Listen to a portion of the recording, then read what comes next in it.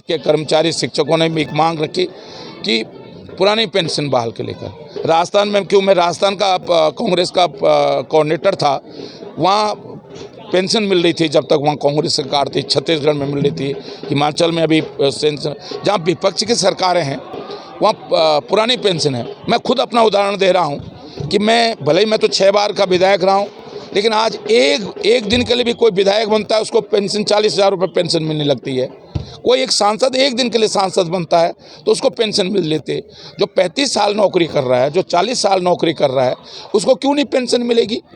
और दुर्भाग्य यह है कि जो अधिकारी, चाहे भारत सरकार के सेक्रेटरी हों, चाहे प्रदेश सरकार के सेक्रेटरी हों, आईएएस क्यों नहीं ले रहा, आईएएस क्यों ले रहा है पेंशन, आईपीएस क्यों ले रहा है, आईएफएस क्यों ले रहा है।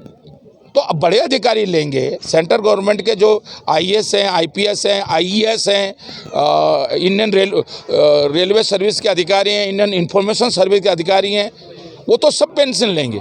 और जो छोटे अधिकारी, छोटे कर्मचारी हैं राज्य सरकार के, उनको क्यों नहीं पेंशन मिलेगी।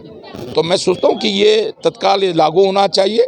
ये दुर्भाग्य की स्थिति है कि सरकार ये रोना रोके कि साहब इस पर पहले नहीं खर्च होता था क्या।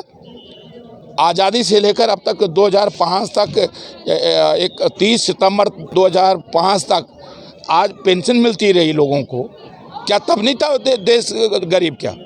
तो मैं सोचता हूँ ये दुर्भाग्य की स्थिति है। और क्योंकि हमारे पहाड़ में ज़्यादातर, और ये जो फौज में भर्ती होने की जो योजना है, वो क्या नाम, अग्निवीर।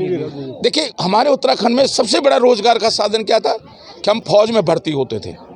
और आज दुर्भाग्य से क्या हो गया कि जो 4 साल, जैसे ऐसा लग रहा है कि पीआरडी के जवान की तरह योजना हो गई है। आज हमारा भविष्य चौपट हो गया है, क्योंकि 4 साल कोई फौज में रहेगा तो उसके अंदर वो भावना नहीं आएगी, उसके अंदर वो अनुशासन नहीं आएगा, उसके अंदर वो जज्बा नहीं आएगा। ट्रेनिंग करेगा जब तक वो देश के लिए कुछ कर पाएगा, कोई लड़ाई लड़ेगा देश के लिए, देश के सीमा में सुरक्षा करेगा, तब तक उसका रिटायरमेंट का टाइम हो जाएगा।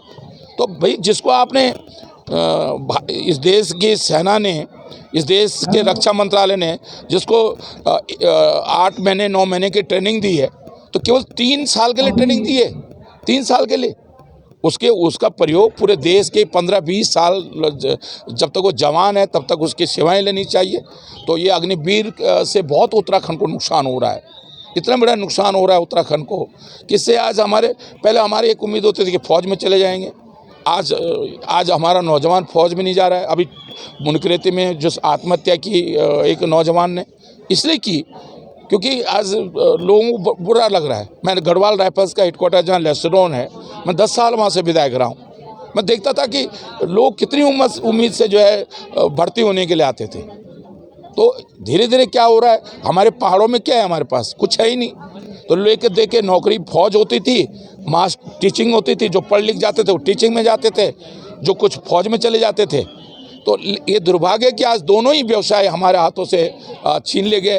बीएड भी 2 साल का हो गया। अब पहले बीए करके लोग बीएड 1 साल का बीएड करते थे और बीएड भी 2 साल का कर दिया गया। तो ये जो चीज़ें हो रही हैं ये कहीं ना कहीं उत्तराखंड को नौजवान के मन में कुंठा पैदा कर रही हैं।